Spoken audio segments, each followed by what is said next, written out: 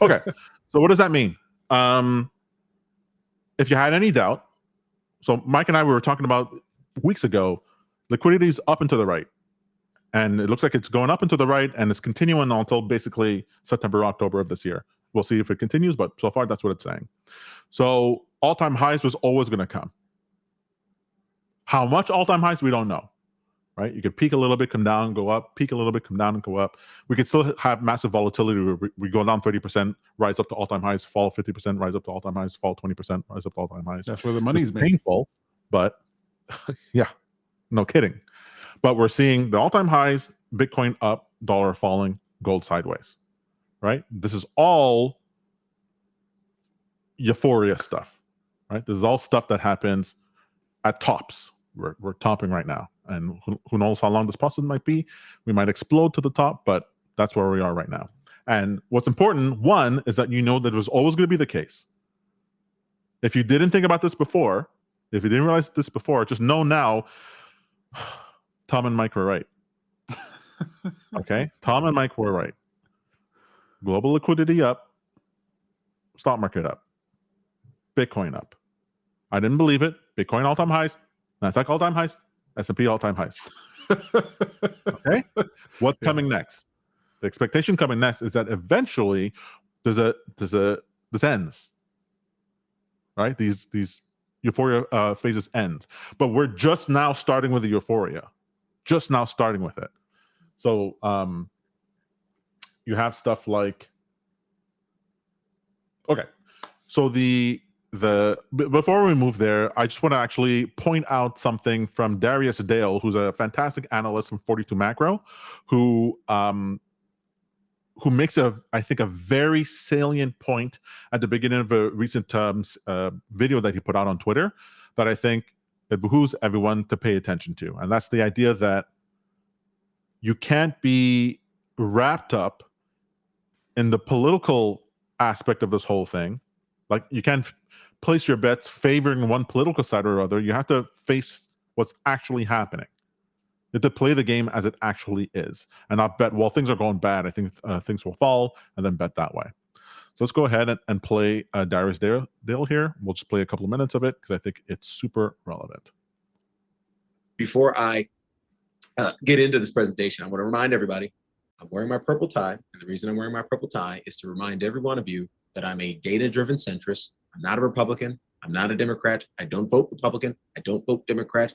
I'm a thoughtful, dispassionate, data-driven investor. I don't believe that you can be a great investor if you lean too far to the left or too far to the right politically. That's just my own personal belief, and this is why, in our opinion, we continue to, our results continue to reflect the way that our results look the way they do in your portfolios, because I'm a purple tie investor as opposed to a red tie or a blue tie investor. So hope you guys appreciate that. So if you hear anything today that, rubs you the wrong way because you're a Republican or rubs you the wrong way because you're a Democrat, I don't care, quite frankly, but just be aware that it's not coming from a politicized place. So just be aware of that. But obviously you got to talk politics, because in a fiscal dominance regime, if you're not talking politics and the pivot to paradigm B, or the pivot from paradigm A to paradigm B to paradigm C, if you're not talking politics, you're missing 90% of what matters to financial markets this year. So you can bury your head in the sand if you want to, but we're not going to bury our heads in the sand. We're going to run the ball right up the middle and score a touchdown, just like my buddy.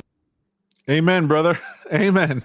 All right. So just to hear that to begin with, before we jump to the rest of the video, it doesn't matter. Peter, sometimes I feel heartless saying this. The stock market is at all-time highs. Mm-hmm. You could have made money on that way up. Okay? So it doesn't matter how outraged you are by whatever is happening. That doesn't matter to traders. What matters is, like, why are you here? You're trading, you're investing in order to make money, in order to safeguard yourself in the future. Yourself, your friends, your family, and all that sort of thing. So you got to understand what's going on. This is why it's important for traders to trade what's happening. And that's what I find is important about shows like After Hours, where you're paying attention to what is, and then finding the trades accordingly. Make your money and then make the change. Aventura Trader says, yeah, go ahead. I'm a purple guy myself. Are you a purple trader, Tom? Absolutely. I mean, I used to not be. And then you lose enough money Let me say that again. You lose enough money and your tide gets purple real quick. So, for example, I don't short equities. Why? Because it's like shorting America and shorting an empire. I mean, that's a terrible idea. You have all these market participants, the federal government, the central banks, monetary and fiscal policy. You have sovereign funds, you have pension funds, hedge funds, all these people, all these elites, all these monies. They have every incentive in the world to make sure that stock market keeps going up, and you're going to bet against it in July, hoping for what? Best case scenario, stock market goes down to 100% and you double your money. What? Why bet for that? So people are doing that because they hate Trump and the policies, and they think, of course, it's going to be a disaster. Things are going to go down. It's like, is that what's happening? Correct. People thought that Donald Trump was going to come in and do all the things he said he was going to do.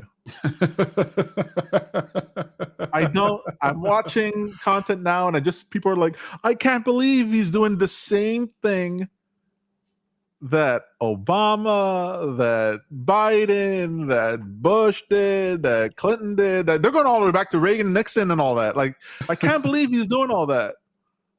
Why would the president not do that? It doesn't make any sense to me. Even Elon was like, other people were doing it. Like, what did you? He's got to keep the wheels spinning. You saw what happened with the tariffs. Tariffs thing came out, stock market dropped whatever 20% or whatever the hell it was. It dropped, and they're like, "Well, we can't have that." Phone ringing off the hook. I just lost this. I just lost that. I'd cave if the stock market dropped 2%. This is why I thought the Elon Musk Trump feud was pretty funny.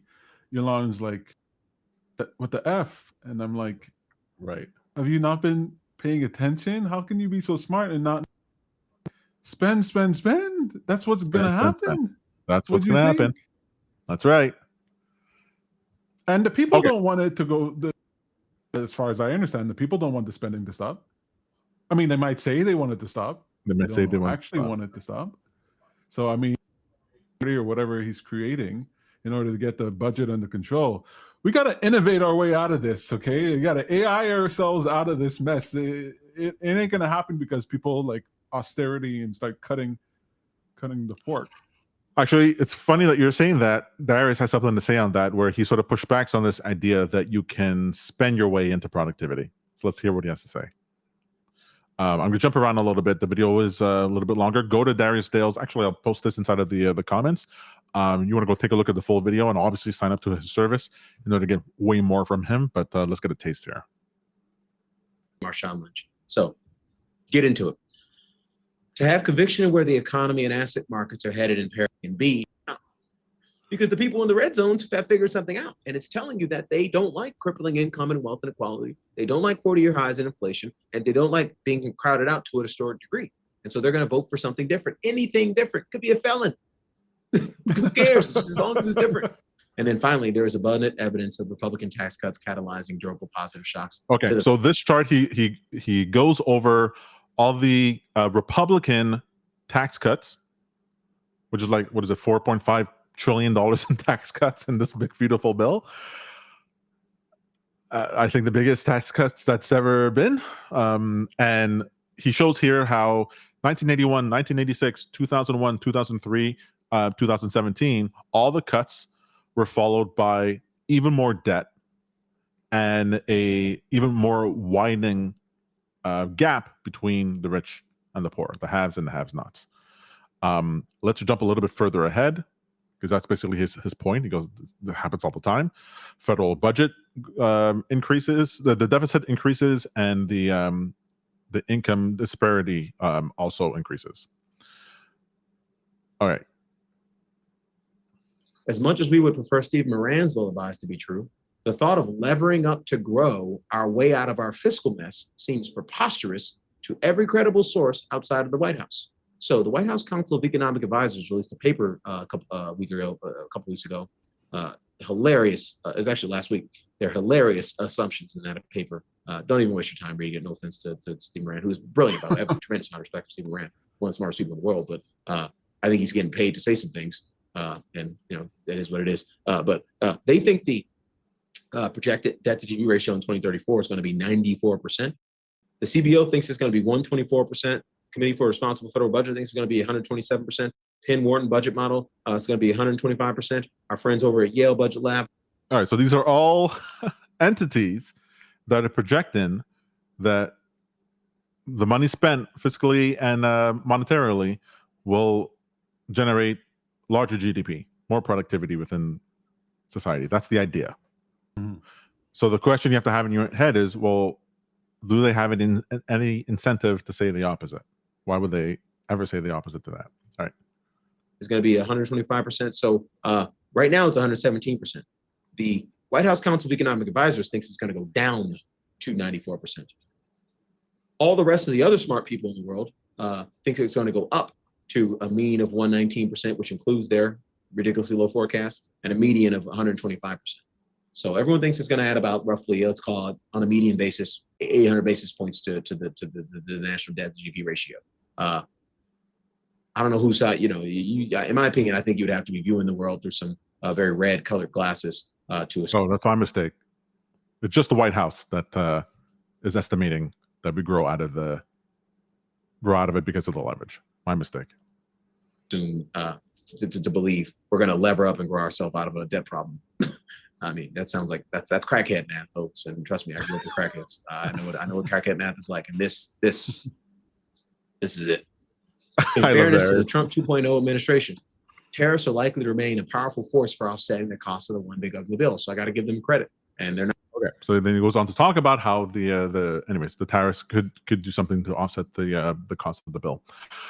But what matters here is this idea that 4.5 trillion in tax cuts, 3.3 trillion in additional federal deficit cuts over the next 10 years. What does that mean? Liquidity is coming. They are going to be pumping. And this is what's happening on the fiscal side, the government side. On the monetary side, they're greasing the wheels behind the scenes because we're seeing the dollar fall. The dollar only falls like that with an increase in liquidity through central banks and stuff like that. As far as I know. So this is pretty interesting. Liquidity is there. You can bet on liquidity, which means that it's bad for the regular consumer. Let's just take a breath. As traders, we're taking money from somewhere, and sometimes that money is coming from the economy, the country. I don't know what else to tell you. They're debasing the currency. Like this is what happens. It's not necessarily inflationary in the way that you might be thinking about it, Peter. It's debasement of the currency. So or rather think of it as inflation, but in assets, either tangible or intangible assets. So stock market up, real estate up, bad for people who are not exposed, which means being exposed to the markets is extremely important in order to offset the debasement of the currency, which is definitely going to happen, is happening now, and will never stop. Aren't most people in America exposed to the markets through their 401ks and things like that? Not most people. It's class-based. And what is it? 70%, 80% of the stocks are held by the top 15%, something like that. I don't know the exact number, but some crazy amount. So mostly that. And then generationally, it is the boomers and some of the Gen Xers who own the assets, the tangible assets. And so they could buy a home at $150,000 that today is worth $3 million, but you and I can't go buy a $3 million home because of the divergence. Thanks, central banks. You did it. Love it. You did it. Stable So what's prices, the trade? low unemployment. What's the trade? Okay, so the trade up until now was long everything. Well, long high beta, long Bitcoin, long S&P, long NASDAQ.